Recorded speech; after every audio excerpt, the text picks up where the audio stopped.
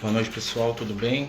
Estamos aí dando continuidade aos nossos estudos da semana, aqui pelo Amigos do Caminho, chegando aí no final do ano, chegando aí na época das festas. E hoje, nosso dia de falar um pouquinho sobre questões da mediunidade, Hoje nós vamos falar aí de temas relacionados, com a mediunidade, à luz da doutrina espírita.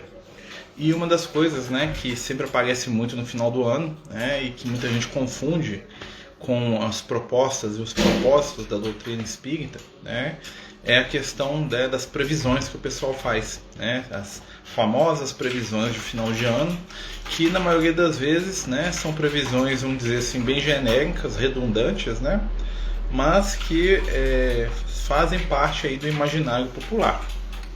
E a gente falar disso um pouco, também porque, dentro da doutrina espírita, nós sabemos que existem médiuns que são videntes, médiuns que enxergam os espíritos, e a gente vai falar um pouco disso também, porque muita gente confunde a vidência dos médiuns como um poder de ver o futuro ou de ver a vida das pessoas. Muitas pessoas que se aproximam da doutrina espírita perguntam para os médiuns se eles são videntes, se eles, você é vidente? E aí, quando o médium responde afirmativamente, sim, eu sou vidente, a pessoa entende que aquele médium é alguém dotado de uma faculdade de ler a mente dela, de saber a vida dela, de saber por que uma coisa não dá certo, por que uma coisa dá errada, saber e contar os segredos dela para as pessoas. Então a gente tem que lembrar que o conceito de vidência dentro da doutrina espírita não tem nada a ver com previsão do futuro, ou com fazer consulência, ou com saber o que o outro precisa ou não precisa de fazer para a sua vida. Basicamente, o médium vidente é alguém que enxerga os espíritos. Ele enxerga, ele vê os espíritos, como diria lá o Kardec, em estado de vigília, ou seja, acordado.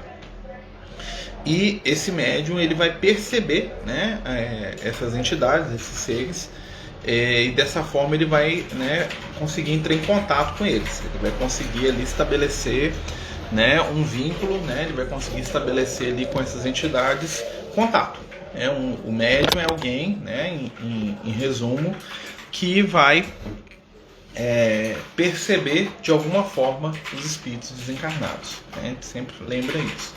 Mas muita gente, como a gente está falando aqui, às vezes compreende que o médium é alguém que vai ver, que vai fazer previsões, ou que vai fazer consultas, ou que vai fazer ali, coisas mirabolantes ali, para poder contar a vida dos outros, aquela coisa toda. Dentro da doutrina espírita, a gente sabe, que uma das coisas que a espiritualidade trabalha com a gente é que existe o livre-arbítrio. Nós temos o livre-arbítrio, nós temos a nossa capacidade de escolha, e dentro dessa capacidade de escolha, é claro que nós temos um direcionamento da nossa vida. Os espíritos comparam a nossa vida como se fosse, por exemplo, uma viagem de determinado ponto até o outro.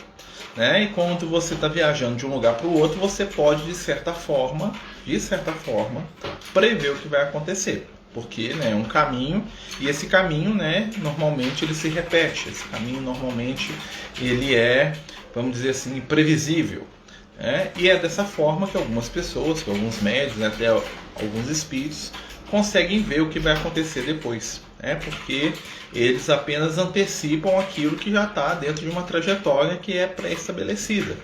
Então, se eu pensar aqui, estou indo aqui para uma cidade, e se eu já fui a essa cidade, eu sei quantos postos de gasolina tem na viagem, eu sei quantas paradas, eu sei eu posso lembrar se tem uma curva perigosa ou não. Isso é uma forma de previsão, e não precisa de ter um poder mágico para fazer isso.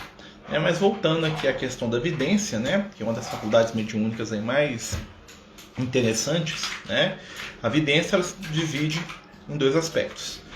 A vidência, vamos dizer assim, intuitiva, que normalmente leva esse nome, vidência, e a clarividência.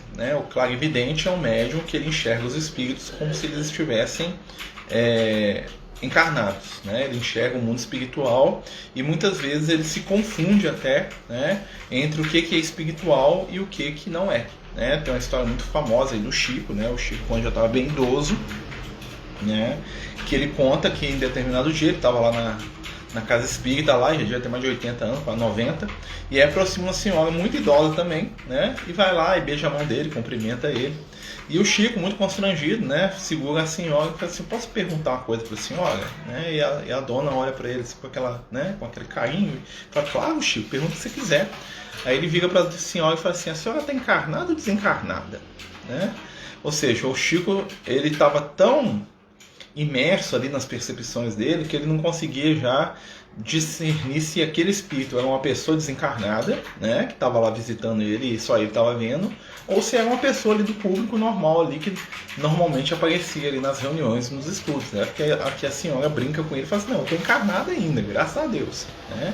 E aí o Chico, né, responde um Deus seja louvado lá para ela, e a coisa segue em frente, né? Então assim, existem percepções mediúnicas de evidência que o próprio médium vai ter dificuldade de ser, né, se é ou se não é um espírito que está ali com ele. Né? Claro que todos somos espíritos, né, mas aqui a gente está falando de uma pessoa que está fora do corpo, né, um espírito desencarnado. Né? Então, em alguns casos, o processo da evidência é tão forte que o médium não consegue discernir entre o encarnado e o desencarnado. Né? Claro que às vezes na evidência também tem uma questão que também vai ser determinante, que é como os espíritos querem se apresentar. Né? Muitas vezes os espíritos superiores eles têm formas que são características, né? Até mesmo a forma de vestir, né? A aparência física deles não vai deixar dúvida que tem um espírito ali. Normalmente espíritos mais elevados, né? Eles têm uma forma que não é tão densa, né? Uma forma mais translúcida, né? Parece que eles irradiam luz do corpo inteiro, né? Eu brinco com o pessoal, com os meninos da mocidade, que os espíritos, quando eles são espíritos superiores, é só a gente lembrar daqueles filmes do Star Wars, né? Quando aparece lá o Obi-Wan depois de morto, aparece lá o Yoda depois de morto, que é uma imagem lá luminosa, transparente, é mais ou menos aquilo. Né? Então dá para você saber que é um espírito. Entretanto, esses mesmos espíritos, se for da vontade deles, eles podem aparecer tão materializados, né, que eles conseguem até interagir com objetos aí do plano físico. A maioria dos médiuns, né, dito vidente, eles não enxergam os espíritos com os olhos. Né? Eles enxergam os espíritos, eles percebem os espíritos através do que? Da sua intuição. Né? Então eles saberiam descrever um espírito, mas eles não os enxergam, né, como nós enxergamos, por exemplo, uma pessoa na nossa frente. Tá? Muitos médiuns não conseguem, por isso que às vezes existe uma certa confusão, né, entre o que é ser vidente e o que é ser clarividente. Outra característica também da mediunidade e evidência é que algumas pessoas conseguem enxergar o mundo espiritual também. Ou seja, além de ver o espírito desencarnado, né, ela consegue ver a dimensão espiritual que existe, né, em todos os lugares. Por exemplo, estou aqui na minha casa. Né? Se eu olhar aqui para a rua aqui agora, eu vou ver a rua, calçado, meu vizinho, a casa dele, essa coisa toda. Né? Alguns médiuns conseguem, além disso, ver o ambiente espiritual que cerca, por exemplo, a nossa rua, o nosso quarteirão. Né? Então, alguns médiuns vão conseguir ver estruturas que só existem no mundo espiritual. Né? É muito comum alguns médiuns que chegam em casas espíritas assim, e falam assim: nossa, a casa espírita é maior do que vocês imaginam. Né? Alguns é por fenômeno mesmo de intuição, eles estão intuindo aqui, eles não estão vendo. Outros realmente eles olham assim, eles veem uma construção diferente daquela que eles percebem ou daquela que existe, né, no plano físico. Boa noite a todos, nós estamos falando de evidência, tá, gente? Nós estamos falando um pouquinho de evidência, de clarividência, né? E nós começamos aqui falando o que não é evidência, né? Como a gente brincou aqui com o pessoal no início, muita gente chega na doutrina espírita e pergunta se você é vidente, né? Então eles acham que você é uma pessoa que vê o futuro, o passado, que sabe a vida dos outros, que vai resolver problema, resolver dúvida, né? E vidente dentro da doutrina espírita é um conceito muito mais simples, né? Vidente é aquele que vê os espíritos. Então se você vê espírito, você é vidente. Né? Que não quer dizer que você vai fazer previsão ou você vai ter uma bola de cristal aqui para saber os mistérios da vida de ninguém. Né? Apesar de que alguns companheiros da doutrina espírita, né, tem essa, vamos dizer assim, essa faculdade aí, né, de querer entrar aí muito na vida dos outros. É uma coisa que a espiritualidade não recomenda. Né? Por quê? Porque tudo aquilo que envolve a intimidade alheia é necessário ter muito cuidado. Né? E o médium, como qualquer pessoa, ele está suscetível ao quê? A se enganar. Ele está suscetível a não entender bem o que ele está percebendo. Né? E ele está suscetível a não conseguir passar aquilo que ele está percebendo da maneira adequada. Então a espiritualidade ela é muito reticente, né? Ou seja, eles têm muito cuidado, né, em fazer previsões, em dizer que vai acontecer isso ou aquilo, né? Normalmente essas premonições, apesar de serem fenômenos também espirituais, tá, não são fenômenos provocados, ou seja, não foi a espiritualidade que foi lá e fez a pessoa ter uma visão, né? Por exemplo, existem pessoas que sempre têm, por exemplo, premonições de coisas ruins que vão acontecer. Ah, que meu filho vai bater o carro, que fulano vai acidentar, que não sei quem acontece, né? E aí às vezes a pessoa vê o tempo inteiro coisas negativas e quando 2 ou 3 daquelas coisas se concretizam, ela fica amedrontada, não sabe como é que ela lida com aquilo. Esse tipo de percepção tem muito a ver com o quê? Com o foco mental da pessoa. Normalmente pessoas que têm medo, que têm muita, tem muita preocupação com coisas ruins acontecendo, elas vão perceber mais esse tipo de coisa, né? Minha filha vê, sabe que é alguém, porém não vê claramente, sabe definir se é homem ou mulher, se é novo ou não. Então pode ser um fenômeno de evidência, né? A amiga está falando que a filha dela ela vê, mas não sabe definir. Muitos médiuns relatam realmente que eles enxergam vultos, ou que eles enxergam presenças difusas, né? Ou que eles enxergam determinados efeitos luminosos. Não quer dizer que o espírito está daquele jeito, quer dizer que é o que o médium dá conta de enxergar, né? Em alguns casos, os médiuns vão enxergar como enxergam uma pessoa normal e vão até conversar com aquele espírito. O que acontece muitas vezes é que quando acontece um fenômeno dessas pessoas ficam com medo e o medo bloqueia aquela percepção. Então a pessoa vê uma coisa, ela assusta, ela fica com medo e aquela comunicação que podia estar acontecendo ali não avança exatamente porque a pessoa fica assustada, fica ali fora de si, né? E muitas vezes o processo mediúnico ele não acontece, tá? Quando a gente acostuma, né? Quando a pessoa aprende a lidar com isso, né? Através aí do estudo, através aí da prática do bem, né? Através aí do cuidado, né, que você tem que ter, o que vai acontecer? Ela vai aprender a lidar com o fenômeno e aquilo não vai causar para ela, né, nenhum tipo de sofrimento, nenhum tipo de desequilíbrio, né? Então hoje nós estamos aí trabalhando essas questões de mediunidade. Vamos lembrar, o médium ele sempre vai ser alguém, né, que vai estar equilibrado ou desequilibrado de acordo com as escolhas e com a postura dele. Isso é muito importante. Todo o fenômeno mediúnico é um pouco de reflexo daquilo que nós somos, daquilo que nós acreditamos, daquilo que nós fazemos, né? Ó, continuei passando aí. Né? Nós estamos com o Mei João. Então, gente, por qual motivo eu só posso ver vultos? A questão não é nem poder, né? A questão é que muitas vezes a mediunidade da pessoa só percebe isso, né? A mediunidade ela tem graduação. Ou seja, a gente tem níveis, né? A gente pode entender a mediunidade como a gente entende um músculo. O que acontece? Ela se desenvolve a partir do exercício.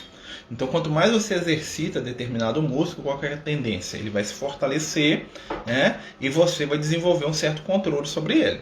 Então, um atleta ele tem muito mais controle sobre o organismo dele do que, vamos dizer assim, eu, que não sou um atleta de nada. Eu não, né? Então, meu corpo ele não tem 10% da disciplina de um corpo de um atleta. Né? Então, assim, se eu for fazer uma corrida, eu vou conseguir uma coisa pífia. Né? Um atleta ele vai dar a volta 10 vezes em torno de mim e eu não vou estar saindo do lugar quase. A mesma coisa acontece às vezes com as questões mediúnicas. Algumas pessoas já têm uma mediunidade mais aflorada, né? Mas, né, outras elas vão desenvolver isso, elas vão começar vendo vulto, vão começar vendo ali imagens difusas. Com o tempo e com o exercício daquilo, a coisa tende, né, a percepção dela tende a clarear e a melhorar também. Lembrando sempre que a gente não vê tudo que existe, tá? A gente vê, né, parcelas do que está acontecendo. Uma pergunta interessante também da Marta. O que os médiuns videntes veem é um mundo paralelo ou dimensão? Mundo paralelo e dimensão, né, são dois nomes para a mesma coisa. Né? Na verdade, o que os médiuns estão vendo são realidades do mundo espiritual. Só que a gente tem que lembrar que no mundo espiritual, o que acontece? Existem estruturas, existe uma realidade que acontece lá no mundo espiritual, né? Mas aquilo que os espíritos pensam também existe. Então, por exemplo, existe uma casa no mundo espiritual. Imagina, tem uma casa aqui em cima da casa do meu vizinho, que está no mundo espiritual. Ou seja, ninguém vê. Quando eu olho aqui da janela, eu vejo. Né? Essa casa, ela existe no mundo espiritual e não existe no mundo físico. Mas, se vier um espírito que tiver uma mente muito vigorosa, ele pode modificar aquela casa só com a mente dele. Outro espírito vai ter que, né, vamos dizer assim, caminhar concreto na parede lá e fazer uma parede com tijolo lá do mundo espiritual. Outra entidade vai conseguir criar aquilo do nada, depende do nível evolutivo de cada um. Né? Então, algumas entidades conseguem, vamos dizer assim, alterar o ambiente onde eles estão só pelo poder do pensamento deles. Outros vão ter que, vamos dizer assim, pôr a mão na massa, tá? Mas a gente pode entender que é realmente uma realidade paralela nossa, ou seja, que está junto, paralelo, que está lado a lado, né? E muitas vezes uma realidade que nem é paralela, ela está intercalada, né? Porque o mundo espiritual e o mundo físico, eles estão misturados. Né? Então, muitas vezes, por exemplo, no médium, você está andando na rua, você vê partes de coisas que estão no mundo espiritual e outras coisas que estão no plano físico, né? Os centros espíritas, eles ensinam a desenvolver essa parte mediúnica de enxergar os espíritos? Diretamente não, mas ensinam. Como que funciona isso? Né? Quando você faz um estudo de mediunidade, você vai aprender a exercitar, você já está lá exercitando. Você tem na mesa lá, né? Vamos dizer assim, eu estudei, eu li os livros, aquela coisa toda, né? Então eu estou fazendo um curso de educação mediúnica, né? E aí eu estou lá estudando. Quando faço a parte prática do estudo, quando eu estava na reunião mediúnica, aquela coisa toda lá, né, concentrado, aprendi a concentrar aquela coisa, né, o que vai acontecer? Os espíritos vão se manifestar. Nesse momento, aquelas pessoas que têm mediunidade, elas vão começar o quê? A perceber, né? E elas vão perceber uma vez, 2 vezes, 3 vezes, 10 vezes. O que vai acontecer? Elas vão estar exercitando aquela capacidade mediúnica dela e, de certa forma, né, elas vão estar treinando. Quando elas treinam, a tendência é que o fenômeno, que aconteça com ele, dilata. Né? Então, assim, eu treinei bastante, eu vou começar a ver. Né? Claro que algumas pessoas têm barreiras íntimas quanto a isso. Tem pessoas que têm muito medo. Né? A gente já conheceu alguns amigos nossos que tinham uma mediunidade assim, fantástica, né? Mas mal o espírito começava a materializar na frente dele, a pessoa desesperava, entrava em pânico, né? E bloqueava tudo. Porque ela morria de medo de espírito, ela morria de medo de qualquer coisa espiritual. Então isso é um fator que, né, atrapalhava o processo. Né? Claro que é de cada um. Né? Então assim, cada pessoa vai desenvolver isso de uma forma. As ações de caridade praticadas a vida toda pode dar merecimento de uma pessoa ter uma morte mais tranquila? Pode sim, com certeza, Márcio. Né? O bem que se faz testemunha a nosso favor em todo lugar, né? Bem dizia o Chico. Né? Então, quando você faz o bem, com certeza você vai ter ali ajuda espiritual, né? Inclusive no momento do desencarne, com certeza. O bem nos ajuda. Né? Só se tiver uma coisa muito específica que impeça isso, mas mesmo assim, né? Na verdade, não é que a gente vai receber a ajuda para não doer ou para ser mais fácil, e sim é que o nosso estado íntimo ele influi no processo. Né? Então, a consciência tranquila do dever cumprido vai nos ajudar ao quê? A estar tranquilo diante do desencarne, diante dos momentos de prova. Né? Então, tudo está aqui na nossa consciência.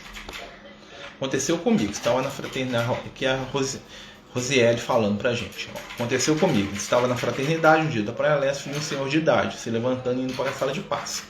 Só percebi que era um espírito porque não entrou na mesma fila dos encarnados, com certeza. Muitas vezes os espíritos estão lá, eles vão trabalhar. Né? Às vezes tem 50 espíritos lá fazendo a mesma coisa, a gente enxerga um. Né? Às vezes passa um espírito do nosso lado, na verdade tem 5 ou 6 passando, eu estou enxergando um. Né? Porque a nossa visão ela é limitada. Né? Uma coisa que os médios têm que aprender também é serem humildes. Né? Muitas vezes os médios se desequilibram com a questão da mediunidade porque eles acham que eles percebem tudo, que eles entendem tudo, que eles sabem tudo do que está acontecendo. E experiência própria. Né? A gente só pega aquilo que os espíritos querem que a gente pegue. A gente só percebe aquilo que é necessário, aquilo que a gente dá conta. Tá? Então, muitas vezes, a espiritualidade, né, faz muito mais coisa do que a gente aqui acha que está percebendo. Tenho intuição, sinto um certo medo, é exatamente essa questão já. Né, que a gente está falando aqui, o medo muitas vezes bloqueia o processo. Ou então, ele pode também ser um gatilho. Né? Existem situações de gatilho na vida da gente. Né? Situações que fazem as pessoas terem uma percepção mediúnica maior. Tá? Então, assim, por exemplo, se um espírito obsessor sabe que a gente tem medo da mediunidade, a tendência é que ele provoque isso na gente para poder nos agredir ou para poder nos atacar, se for do interesse dele, é claro. Né? Então, assim, por isso que trabalhar o medo é uma das coisas mais importantes aí na nossa caminhada espiritual. Né? O medo, ele nasce exatamente do que? Da nossa ignorância. Nós temos medo daquilo que a gente não entende. Nós temos medo daquilo que a gente não vivencia, daquilo que a gente não experimentou. Né? Crença, fé e medo estão todos ligados. Né? Então a fé é a firme razão daquilo que se espera e a prova daquilo que não se vê. Tá lá na Epístola de Paulo aos Hebreus, capítulo 11. A minha epístola predileta, Epístola dos Hebreus. E aí, né, dentro desse raciocínio, o que é a fé? A fé nasce do entendimento. Eu sei, eu entendo, eu acredito. Né? O medo, a dúvida, nasce do quê? Da ignorância. Eu não sei, não entendo o que é isso, tenho medo, vou me proteger desse negócio. Né? Como trabalhar o medo? Né? Aprendendo, perguntando. Né? Por isso que a espiritualidade fala pra gente assim, ó, quando o discípulo está pronto, o mestre aparece. Né? E a espiritualidade hoje, a gente pode ver, né, que a doutrina espírita tem muito conhecimento. Então, assim, não tem como a gente ficar sem aprender. Né? Nós vencemos o medo quando nós entendemos o processo. Quer ver? Eu vou dar um exemplo. Quando eu era criança, né, eu via muitos espíritos. Alguns dos quais eu não reconhecia. Né? Mas o que acontece, com o tempo eu passei a ver um determinado espírito, né, que é o Lucas, né? E eu criei uma familiaridade com essa entidade. Então toda vez que esse espírito aparecia, eu me sentia seguro, eu me sentia protegido, eu me sentia acolhido, porque a gente tem um laço espiritual. Né? Então hoje, se ele aparecer para mim agora, ele não vai me assustar, porque eu construí uma relação, né, de conhecimento e sei que esse espírito é um espírito bom. Entendeu? Então muitas vezes, quando a gente trabalha essa questão do medo, né, a gente consegue lidar com isso. Ou seja, trabalhando o quê? Nosso conhecimento. É aqui Jesus fala, conhecereis a verdade vos libertará. Né? O medo escraviza. O medo é o desconhecido, eu não sei. Né? Por que a gente tem medo escuro? Criança tem medo escuro. Então não sabe o que tem lá. Né? Então qual é a melhor forma de você vencer o medo escuro? Você mostra o que tem no ambiente lá e apaga a luz com a pessoa lá dentro. Ó, apagou a luz, ó, acendeu a luz. Né? Porque aí você vai dar conhecimento daquele ambiente para a pessoa, o medo tende a desaparecer. Passei muito por isso. Melhor coisa da educação mediúnica. Ainda sou um grão de areia. Que é isso, César? Você é um grão de areia até bem desenvolvido, viu, meu amigo? Você é um diamante em potencial. Né? Nunca tive medo, porque achava que era ré, até saber que eram desencarnados. Para mim era natural. Isso deu com os estudos. Sim, real, entendi, Aleni. Realmente, quando a gente sabe que são os espíritos encarnados e você lida com eles, você não tem medo, né? Então a questão toda, né? Muitos médios acham que aquilo que eles percebem é o que todo mundo percebe, né? Tanto é que eu lembro quando eu era criança, às vezes eu via um espírito e ia falar com um parente meu como se fosse uma coisa normal, a pessoa olhar para mim e ficar, cara, o que é isso?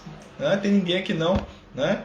Aí com o tempo a criança aprende a meio que reprimir o que ela percebe, né? Muitas vezes isso acontece, né? Às vezes a criança tem uma percepção mediúnica, espiritual, né? Quando ela fala daquilo, né? Ou acontece duas coisas, ou acontece dela ser reprimida, né? Que aí ela nunca mais vai falar daquilo, vai ficar sofrendo calada, ou então ela começa a ser incentivada com aquilo, aí ela começa a fantasiar em cima do negócio, né? Então são coisas que a gente tem que prestar atenção, né? Quando a gente vai orientar alguém que está com uma percepção mediúnica, nós temos que ter muito equilíbrio.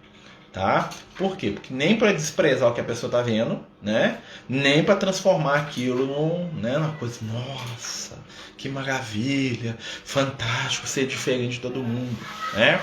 Então temos que ter equilíbrio. Ó, viu? Tá bom, o que você viu? Eu vi isso. Então vamos tentar pensar aqui. Aconteceu de novo? Repetiu? Nós vamos aprofundar o processo, né? Então assim, ó, em mediunidade, tudo é o quê? É observação, é experiência, né? É tentar entender o que está acontecendo. Quando você faz isso, a tendência é que o medo desapareça aí da nossa forma, né? Por quê? Porque você está resolvendo a questão, você está conversando, você está entendendo, né? Então, assim, o medo, ele bloqueia não só a questão mediúnica, mas tudo na nossa vida, né? Tem espíritos que ficam presos no corpo físico anos dentro do cemitério porque tem medo da morte. Né? A pessoa vive a vida inteira amedrontada com a ideia da morte, não consegue nem falar no assunto, passa mal só quando ela pensa em morte, né? Aí não que ela desencarna, o que acontece? Ela não consegue sair do corpo, porque o corpo é uma proteção, ela fica lá no corpo, lá até o corpo decompor, né? Fingindo que não está desencarnada, porque tem medo da morte, né? Então tem medo de si mesmo, que desencarnou. Não tem problema não, Aline, é assim mesmo, corretor ortográfico, nossa senhora, isso, né, a gente tem que ficar lá trocando as letras o tempo todo, sem problema, viu, amigo? Né? A gente vai lendo e vai trocando ideia aí. Mas assim, muitas pessoas se perdem espiritualmente porque tem muito medo, né? E muitas pessoas, por causa desse medo, também são alvo, né, de entidades manipuladoras, de entidades dominadoras, estejam elas desencarnadas ou encarnados, né? Então, assim, uma coisa que o médium, né, que a pessoa que tem alguma percepção espiritual tem que aprender a lidar é ter equilíbrio diante daquilo que ele percebe, né? Porque a mediunidade não nos torna nem demônios, mas também não faz a gente seres especiais diferentes dos outros. Na verdade, a mediunidade é algo que é uma ferramenta de crescimento espiritual, né? O fato de ouvir um espírito não me faz melhor que ninguém, não. Muito pelo contrário, né? O fato de a gente perceber os espíritos, o que traz para a gente uma responsabilidade? Por quê? Porque a gente vai ter um senso de vida diferente, né? Porque nós sabemos que a nossa vida faz parte de um escopo espiritual, que não é só essa vida, né? O médium, ele tem essa grande oportunidade, sabe? Olha, não é só isso aqui não, né? Então ela nos ajuda a trabalhar o nosso desapego, trabalhar a nossa atenção para com o outro, trabalhar o momento que nós estamos vivendo, trabalhar a nossa fé, né? E é aquela coisa que a gente está falando, a gente tem medo daquilo que a gente não entende. Por isso, um dos maiores movimentos que a espiritualidade faz no mundo é trazer conhecimento, né? O Chico, por que a missão do Chico é escrever livro? Porque a missão de um médium como o Chico é materializar conhecimento. A função do médium é trazer conhecimento, porque o conhecimento ele consola, né? Quando o Chico trazia as cartas das mães desencarnadas e dos filhos, né, naquele correio que ele fazia, na verdade a gente pode imaginar que ali, na verdade, o que estava sendo mais feito ali era fortalecer as pessoas com a ideia da imortalidade, né? Que nem tanto é o conteúdo da carta, mas a certeza de saber que isso vem de alguém que está num outro mundo, no mundo espiritual. E quando a gente começa a mentalizar que existe um mundo espiritual, a nossa forma de lidar com a nossa vida, com as coisas que acontecem com a gente aqui, tende a mudar, né? Toda mudança ela só acontece através de quê? De uma renovação de ideias. Por isso que todos os grandes enviados da espiritualidade, eles trazem ideias que vão refrescar ali o ambiente onde eles estão, né? Vão trazer vibrações novas, né? Então a gente está pensando nisso tudo aí. Nós estamos falando de mediunidade e evidência, né? Nós estamos falando dos médicos que enxergam os espíritos. Ó, tem um espírito aqui do seu lado, aqui, ó. Tem um espírito aqui, ó, né? Sempre tem, né, gente? A gente sabe que os espíritos estão aqui com a gente. Então, enquanto eu estou conversando com você, pode ter certeza que tem um amigo espiritual aqui me ajudando aqui, né? Para não falar tanta besteira quanto eu falaria sem ajuda, né? Então, normalmente a espiritualidade nos ajuda aí a fazer, né? Marcelo, não sei se minha pergunta foge do assunto, mas durante o passe eu vejo os espíritos irradiando aplicando passe e sinto muita vibração. O que fazer nesse caso? Desequilíbrio? Não, é uma percepção. Você está percebendo, né? Se você entra no hospital e vê os médicos atendendo as pessoas, você está fazendo alguma coisa de errado? Não, simplesmente você está vendo, você está percebendo, né?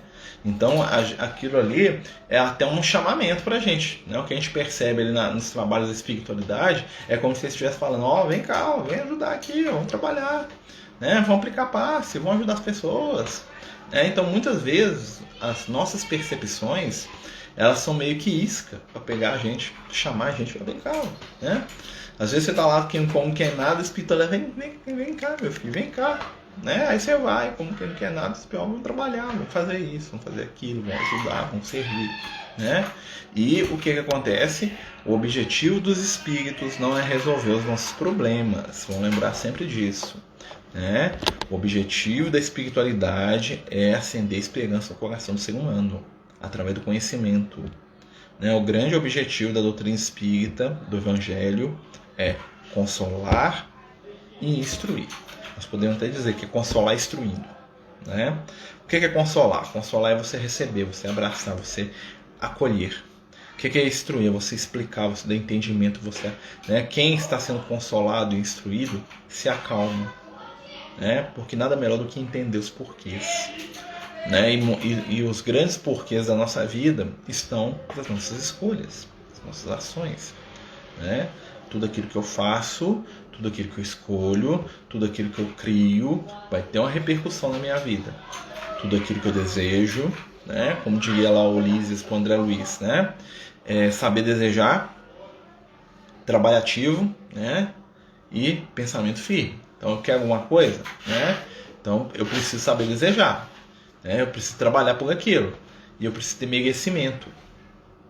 Merecimento espiritual. O que é o merecimento? O merecimento nasce do nosso esforço, né? O merecimento vem do nosso empenhar, né, em torno de alguma coisa. Eu quero desenvolver a mediunidade, eu quero enxergar os espíritos, beleza, né? Que tipo de espírito eu vou enxergar? Depende de como eu enxergo as pessoas. Quem só enxerga coisas negativas só vê espírito trevoso. Porque quando eu olho para uma pessoa, eu estou exercitando a minha evidência. Como?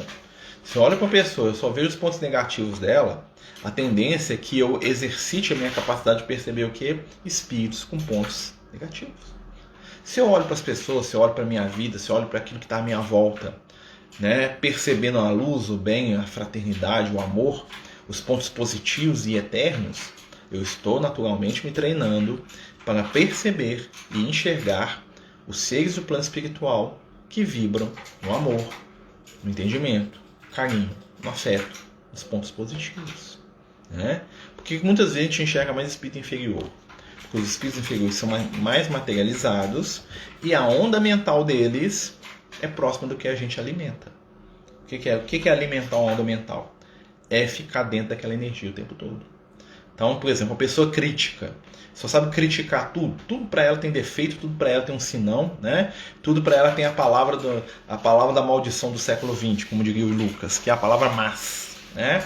A palavra mas é o veneno espiritual da nossa era, segundo o Lucas. Por quê? Porque normalmente nós usamos essa palavra para diminuir o bem do outro. Né? Quando alguém fala assim, fulano fez o bem, você fala, mas aí você lá vai você querer diminuir o que o outro fez. Né? Porque como a gente tem dificuldade de aceitar o bem na gente e de ver o bem em nós mesmos, nós também não vemos o bem no outro. Isso é um exercício de mediunidade. Né?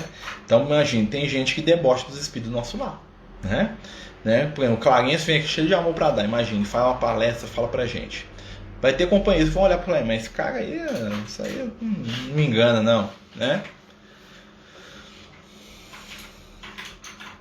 Algumas pessoas, quando me abraçam, eu fico todo arrepiado, fico bocejando. Significa o quê? Significa que você está sensitivo à energia das pessoas. Né?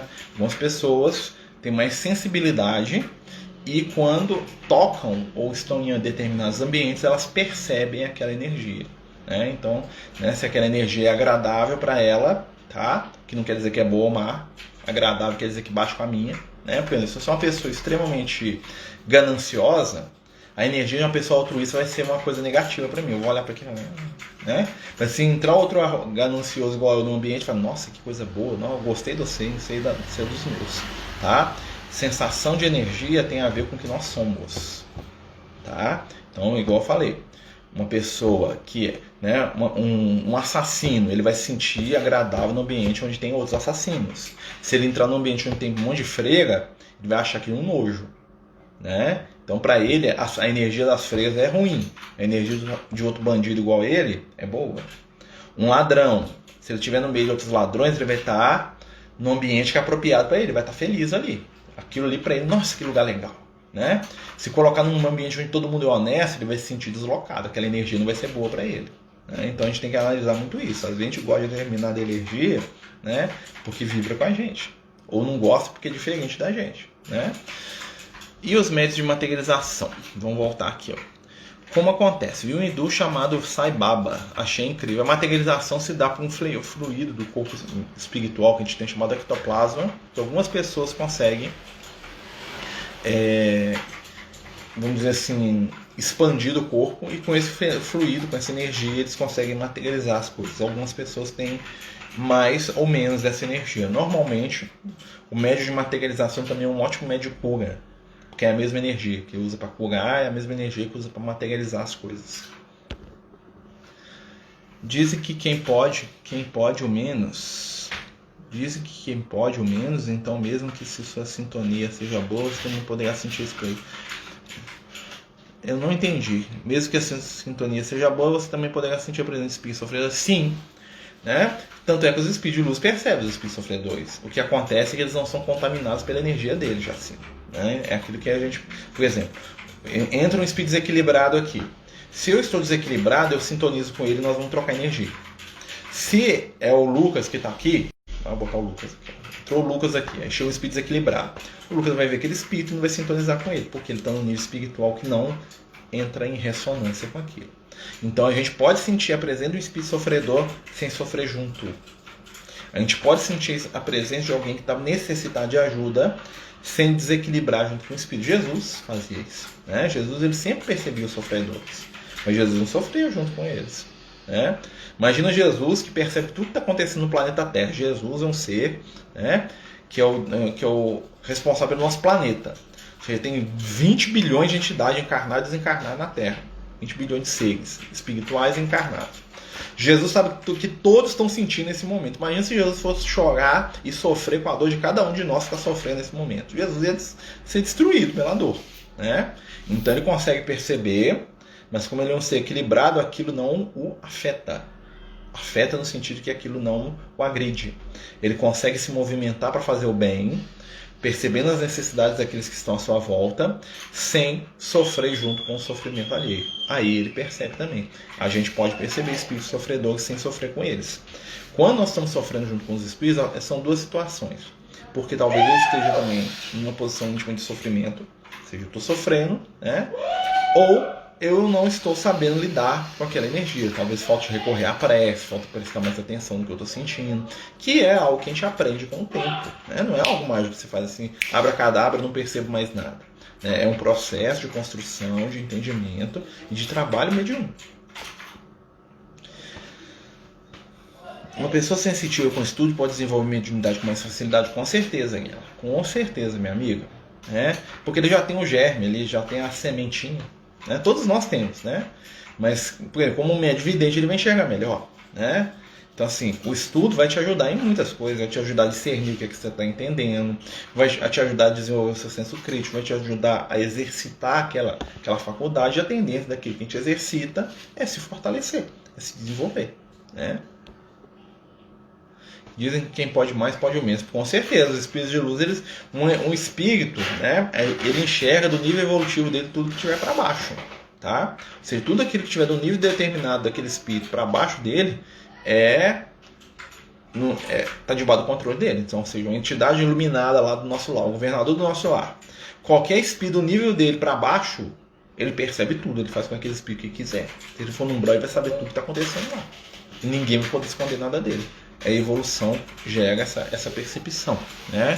O superior domina sobre o inferior. Claro que na questão aí dos espíritos iluminados não é um domínio, né? É um cuidado, né? Quem domina é o espírito trevoso, né? O espírito superior ele tem o quê? Ele tem a autoridade moral. É aquela coisa, né? A autoridade moral, né? Dentro da questão espiritual. Quem já viu o filme Ben-Hur? Né, não sei, Ben-Hur antigo, tá? Lá do Charlton Heston, da década de 50. Né, o segundo Ben-Hur, né? Tem um antigão lá mesmo, lá da década de 30. Tem esse novo do Rodrigo Santoro que eu não vi até hoje. Não me interessou. O primeiro Ben-Hur, né? O segundo Ben-Hur, quer dizer, aquele lá do Charlton Heston. Vocês vão ver a autoridade moral, né? O autor, ele é muito... O diretor, ele faz uma cena lá que vai mostrar muito bem o que é a autoridade moral do Espírito de Luz. Tá em determinado momento lá, né? Tá lá, tá dando pra escutar, gente? Tem um companheiro falando que travou. Se travou pra vocês, me fala aqui pra mim. Se não travou, dá um joinha, um sinal só pra me ver aqui que não travou, tá? Então lá no filme Ben-Hur, né, tem uma cena que vai mostrar o que é autoridade moral, né? Tá lá, o Ben-Hur tá preso, né? Então o Ben-Hur tá indo lá pras galeras, ele tá sendo acorrentado pra ser levado lá pros barcos, onde que ele vai remar até o final da vida, né?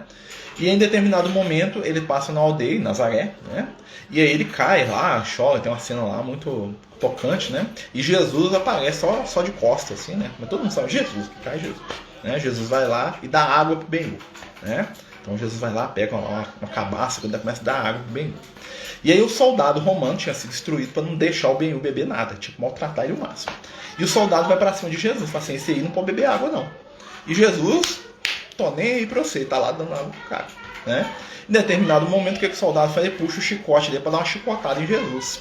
O que Jesus faz? Jesus só levanta e fica de frente do cara, né? A expressão lá do ator, né, que é um ator famoso, não esqueci o nome dele, né, que faz o soldado romano, mostra o que é a autoridade moral do Espírito de Luz. O que acontece? Na hora que Jesus levanta e fica diante dele, o cara fica totalmente desconcertado, ele não sabe nem o que ele faz ali. né? Ele, tipo assim, o que eu faço? Eu fujo, eu corro, eu bato nesse cara, né? Ele fica paralisado diante da majestade espiritual de Jesus. Se Jesus estava ali encarnado, claro que aquilo é um filme, né, gente? Aquilo não aconteceu, mas aquilo ali representa muito bem o que é a autoridade no Espírito de Luz. O Espírito de Luz não precisa brigar com ninguém, né? Só o Espírito de Luz olhar, o cara já, tipo assim, já fica desconcertado, né? Já se perde no seu desequilíbrio.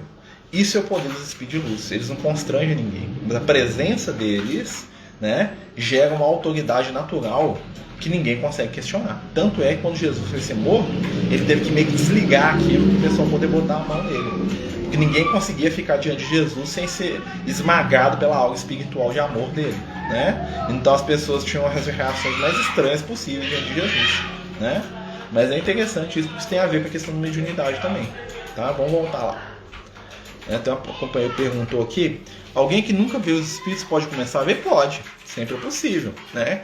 Claro que é uma coisa que não é tão comum, né? Já vista de que o fenômeno mediúnico ele já é algo que é inerente da pessoa, ou seja, a pessoa já tem, né? Durante a infância, muitas vezes, mas a espiritualidade pode fazer a pessoa enxergar. Lá no livro Libertação, tem um capítulo que o André Luiz está lá com o Eloy, que é um companheiro dele, tá o André Luiz, o Eloy e o Rubio.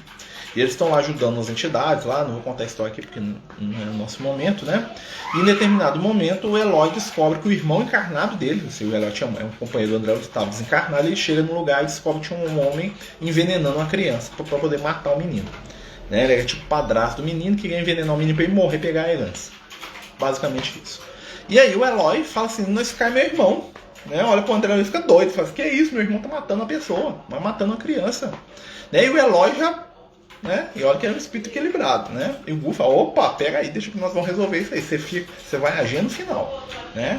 E aí o Gu tira o cara do corpo, conversa com ele, né? Fala que vou fazer isso e tal, né? Daquela lição de amor dos espíritos de luz, né? No final, na hora que o rapaz volta pro corpo, o Eloy, que é o irmão dele, desencarnado, chega nele, né? O André fala assim, ele inocula no globo ocular do companheiro com um monte de energia, né? Ele vai lá, dá um passe no olho do cara, e o cara acorda durante a noite e vê o André Luiz, o Eloy e o Rubio. Vê acordado, ele acorda e vê os três em pé do lado da cama dele. E tipo assim, né? Tipo, ele vê os espíritos mesmo, né? Apareceu na frente dele. E o Eloy vira pra ele e fala assim, ó, se você ferir esse menino, quem vai te punir sou eu. E some. Ou seja, o cara não era médio vidente. O que o Eloy fez ali naquele momento? Ele forçou a barra ali e artificialmente fez com que o irmão dele enxergasse ele, o André Luiz e o Rubio. Né? Ele achou que o irmão dele precisava no chamamento, porque ele não queria que o irmão dele virasse um assassino, né? E também estava indignado com a ação do irmão dele, né? De envenenar uma criança. Ele foi lá e apareceu pro irmão dele, né? Depois que o irmão dele acordou no meio da noite, estava lá o Eloy, o André Luiz e o Rubio do lado da cama, lá em pé, lá, imagina o susto do cara. E ele falou, ó, se você fizer mal para esse menino, quem vai te punir sou eu. Né? E isso é um fenômeno mediúnico que aconteceu, e o rapaz não tinha mediunidade nenhuma, ou seja, é possível desenvolver? É. Se a espiritualidade achar que por bem que isso aconteça, com certeza. Mas é aquela coisa, né? Tinha uma vez eu lembro que a gente estava fazendo educação mediúnica, e aí a gente estava na reunião, aquela coisa toda, né? O Liel manifestou na reunião, né? Começou a conversar com... Normalmente na educação mediúnica é assim, né? O Liel manifesta estava lá e conversava com o pessoal da reunião. Falava, né? As pessoas podiam perguntar, aquelas coisas todas. E aí a Edneia estava lá na reunião e virou para ele perguntou, minha filha, o que você gostaria de desenvolver na mediunidade? Eu lembro direitinho, ele perguntou para ela. Aí falou assim, eu quero ver os espíritos. Né? Aí ele olhou assim, deu uma risadinha e falou, tá, você vai começar a ver melhor. Né? E aí passou um tempo, né, depois que a gente casou, tal, aquela coisa toda, ela virou pra mim e falou assim, nossa, eu consigo ver o que as pessoas estão pensando, estão sentindo. Aí eu falei, ó, você pediu pro Liel e te deu a evidência. Né? E nem sempre a evidência é ver o espírito. Né? Muitas vezes é uma percepção de entender o outro de maneira mais profunda. Um bom médio vidente, ele desenvolve a capacidade de olhar para o outro. Então, para a gente desenvolver a evidência, nós temos que sair da gente e começar a olhar para quem está à nossa volta. Uma pessoa que é muito preocupada só com si mesma, dificilmente vai ver os espíritos. Por quê? Porque ela está fechada dentro do mundo íntimo dela. Está dando para entender? Então, para desenvolver a evidência, nós precisamos aprender a olhar para o outro. E para ver bons espíritos, nós temos que aprender a olhar e a buscar no próximo o bem. Não só no próximo, mas na vida. Né? Então, assim, nós temos que trabalhar essas situações que vão nos ajudar a desenvolver a mediunidade. Então, assim, o Liel fala muito isso pra mim. Fala assim, meu filho, se você não começar a ver o bem que existe nas pessoas, você não vai começar a ver bons espíritos, não. Então, assim, começar a valorizar o bem nas pessoas. Mesmo que a pessoa seja a pior pessoa possível. Tem alguma coisa de bom naquela pessoa. Todo mundo tem. Eu lembro uma vez que a gente estava estudando o Evangelho. Eu era mais jovem. Devia ter uns 16, 17 anos. Eu e o Lucas estudando. E aí a gente tá falando de evangelho, aquela coisa toda, né? E aí a gente tá falando do bem e do mal, né? Eu tava falando pro Lucas, Lucas, eu acho que o mal, né? Tem gente que é ruim, né? Que é boa, que é ruim. Tem, né? Aí ele falou, não, ninguém é totalmente mal, não existe, ninguém é totalmente mal. Eu falei, não, mas tem gente que é psicopata, bandido. Eu falei assim, o Hitler. O Hitler é um diabo, é um demônio, matou um monte de gente lá. Aí ele falou assim, você toma cuidado com isso aí, porque o Hitler não tá mal assim não, né? Um dia eu vou te mostrar algo bom do Hitler. Aí eu falei assim, não, que o Lucas vai me mostrar algo bom do Hitler? Passou o tempo, anos mesmo. Já estava trabalhando, já estava adulto, já estava até casado, estava lá no meu serviço no hospital. A pessoa trouxe uma revista, acho que era uma revista Veja, uma coisa assim. E lá na revista Veja, tava lá falando de nazismo, umas coisas assim, né? Só coisa ruim. Em determinado momento, folheando a revista lá, tava no meu serviço, tava lá todo, tava folheando a revista, aparece uma imagem do Hitler, uma foto, lá da década de 40, década de 30, sei lá, do Hitler com os cachorros dele, Quem gosta de cachorro aí, Quem gosta de bicho igual eu, Então tá lá o Hitler e os cachorros dele assim em cima dele, lambendo a cara dele, do Hitler, Dois pastor alemão bonitão assim, Tinha que ser pastor alemão, Tava lá em cima do Hitler, ele lá abraçado com os cachorros lambendo a cara dele. Aí o Lucas apareceu na hora, eu falei aqui, ó, olha só. Se eu te mostrar só essa imagem dele aqui, você poderia pensar que esse cara é um monstro. Olha o amor. Aí o pessoal ele ainda falou assim comigo, não tem muita gente que fala que os animais sentem? Por que os cachorros dele gostavam dele? Porque os cachorros eram mal igual a ele? Ou porque tinha alguma coisa de bom nele? Aí ele falou assim, ser médium é ter olhos de ver. Porque a espiritualidade, quando olha para nós, vem aquilo que nós temos de bom, não aquilo que nós temos de mal. Nós estamos tão acostumados a ver somente o negativo e o mal nos outros, que a gente só vê o negativo e o mal na gente, e na nossa vida, e na nossa sociedade, no nosso mundo. Nós estamos sempre reclamando, sofrendo. Os bons espíritos são sempre otimistas, porque eles veem o que há de melhor nas pessoas. Um bom médium é alguém que consegue enxergar o bem até no mal. Porque um espírito trevoso, muitas vezes que manifesta na reunião mediúnica, sabe quem veio salvar ele? A mãe. E a mãe ama. Então é interessante, a gente pensar. Vamos continuar. Vamos lá, deixa eu voltar aqui nas perguntas, tá, gente? Tá, a companheira tá falando aqui de começar a ver os espíritos. Isso acontece comigo, já sofri muito. Até aprender e perceber se a pessoa falou mesmo que eu vi ou ouvi. Aí é questão de tomar cuidado, Porque normalmente os espíritos vão falar com a gente e os espíritos nem estão percebendo se os outros encarnados estão escutando ou não, tá? E os encarnados também. Então é aquela questão de a gente ter um discernimento para a gente começar a perceber o que é da espiritualidade e o que não é, E a gente tomar um certo cuidado até com quem a gente fala as coisas. Por quê? Porque muitas pessoas vão receber isso, principalmente quem é mais próximo da gente, quem tem compreensão, Mas tem gente que até espírita tem dificuldade de lidar com a ideia de espírito desencarnado. Eu conheço companheiro nosso do doutrina espírita, que você fala que você viu o espírito, o cara, ele fica todo assim, porque você tá desequilibrado aí, você tá obsidiado aí, meu filho, que é isso? Entendeu?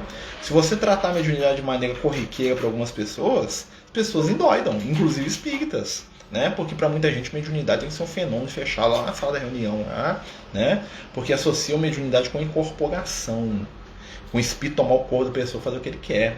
E existem fenômenos mediúnicos que são muito mais profundos e muito mais sutis, como por exemplo a residência e a audiência.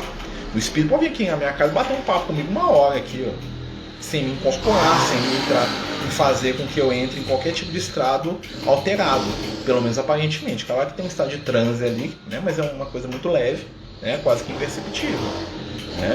Então, é saber com quem a gente vai falar. Saber com quem a gente vai falar.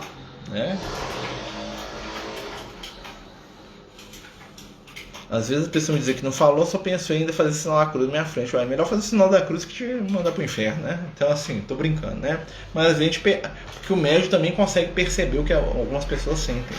Algumas vezes, tá, gente? Então não fia nisso não, né? Mas é possível sim.